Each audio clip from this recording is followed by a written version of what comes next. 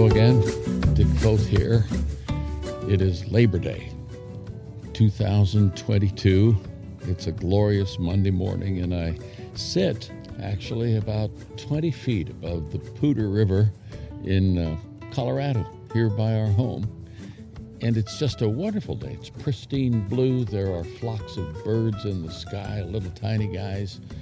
Geese will be coming over pretty soon. The sun has just come up, and it's just glorious. Well, we're back.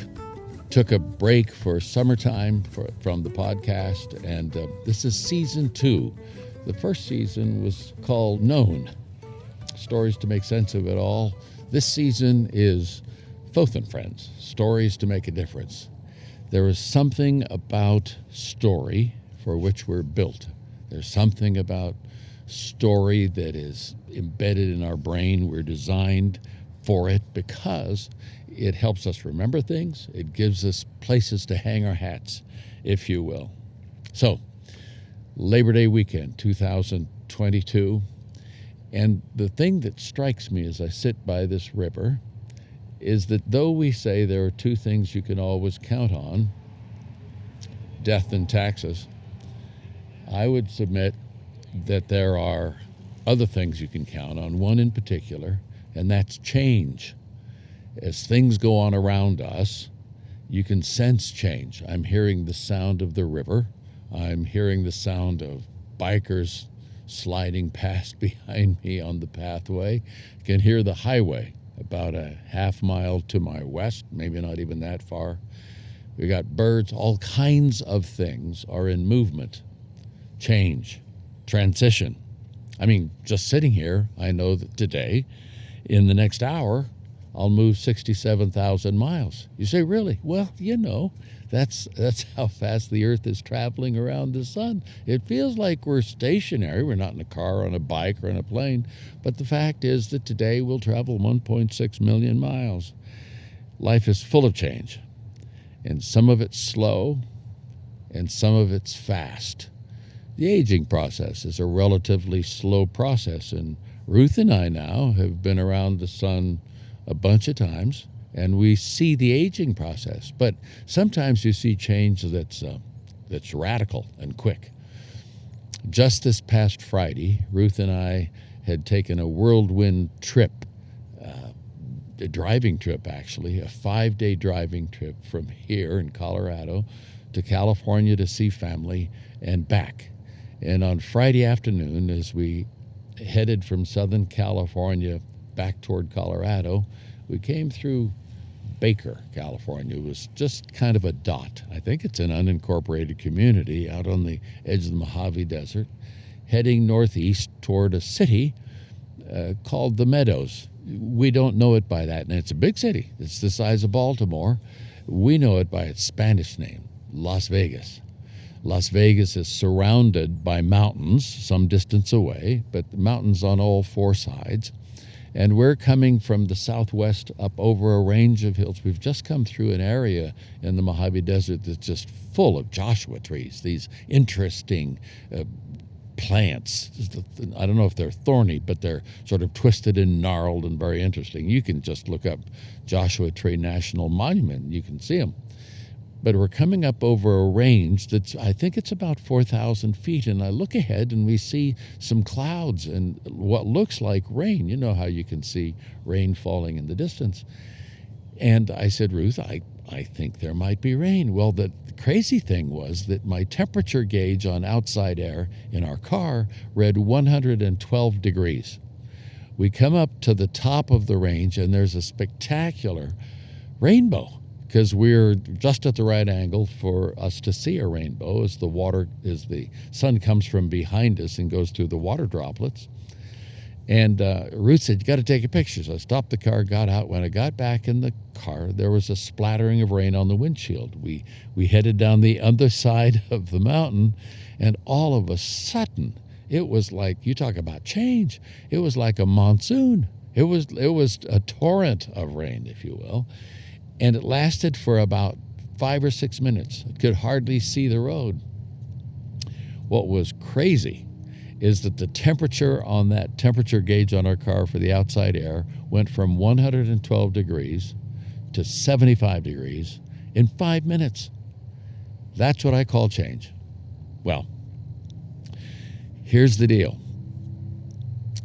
We're changing up this podcast a little bit. We're transitioning from a longer podcast, 30, 35 minutes, to I think maybe about 10 minutes, maybe a little shorter, perhaps more often. But I'm just going to share some thoughts each week, just from the road. You know, I may be sitting in my study, maybe sitting on my back porch, but just thoughts certainly on the road of life about things that I think are important. And one of them that I'm sharing with you right now has to do with change. That if we, as human beings, want to experience change in a way that is not destructive to us, I think we need a place to stand. I think we need a place of stability. One of the challenges for young people today is the fact that everything is changing. Nothing is settled for them in culture. And I say for them simply because they have many years ahead of them. And there's an anxiety that's created by that, isn't there? That just because everything seems to be moving, and not just moving, it's moving at hyperspeed. So when we think about change and what lasts and how things can remain the same so we have some sense of stability, I don't look to old school personally. I don't try to guess what the future is going to be like. What I do is to say, where's that place of stability, that platform, the place that I can stand, that gives me some kind of peace in the middle of change. It's this very interesting passage, if you will, this story in the story of Exodus in the Old Testament, where Moses, who's had a lot of change in his life, he's an 80-year-old dude. When he was 40, he killed a guy. You can read this in Exodus, the 3rd chapter. And he ends up, instead of leading a country like he did in Egypt, he had to run for his life, he ends up actually leading sheep for 40 years out in the Arabian desert. And one day he shows up, and many of you know the story, that there's a bush on fire. And it's not just a bush that's on fire, it's a talking bush.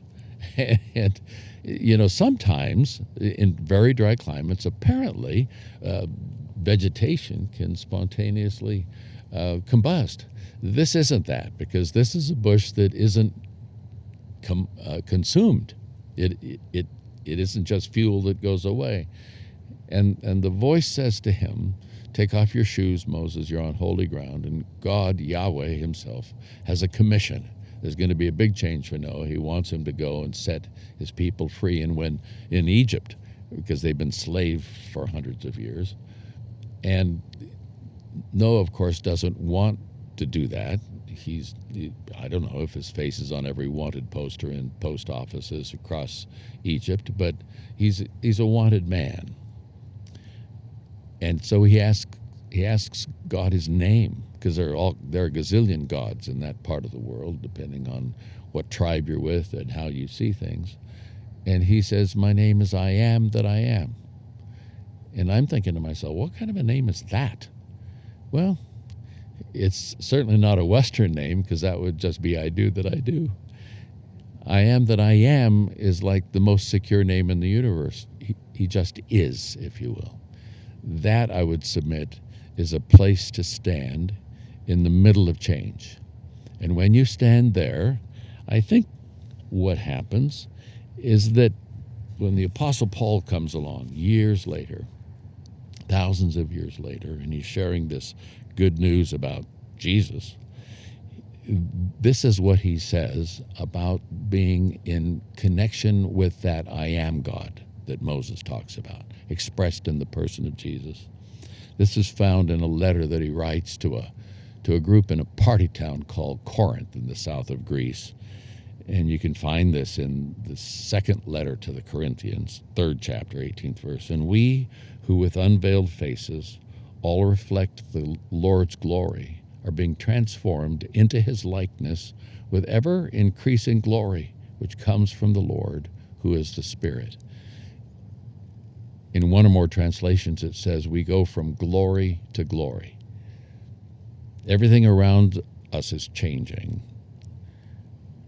I would submit that when we stand in the eternal, when we stand next to the person or in the person of God through Jesus Christ, that we change in different ways, that we have stability on the one hand, but change happens in our minds and in our spirits from glory to glory. We can expect it. We can expect good change when that happens. Well, that's my thought on this Labor Day morning, and I encourage you to just reflect on that. When everything is changing around us, where can we find a place to stand that in and of itself doesn't change? I am that I am. But in effect, creates change in us that's for the good, from glory to glory. Well, on this glorious, bright blue Colorado Labor Day morning, I'm all over that. Good to be with you again. Dick Foth, signing off. Catch you later. Bye-bye.